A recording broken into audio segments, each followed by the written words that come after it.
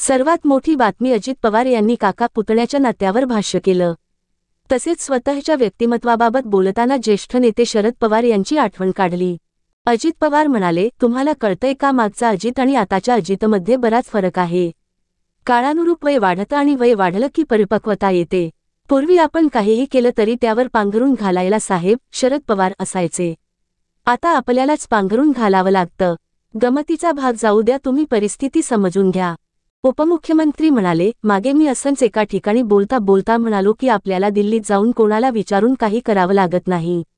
माझ्या बोलण्याचा अर्थ असा होता की काँग्रेसमध्ये, भाजपात किंवा शरद पवार यांच्या राष्ट्रवादीचे प्रमुख नेते दिल्लीत असल्यामुळे त्यांना तिकडं जावं लागतं असं मी म्हणालो.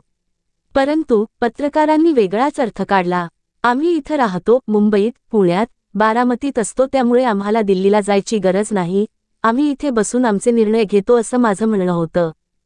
चुलता पुतण्याचं मला सांगू नका, मागच्या पिढीचं शरद पवार काही सांगू नका, आताच्या पिढीचं काही सांगू नका आणि पुढच्या पिढीचं रोहित पवार देखील मला काही सांगू नका.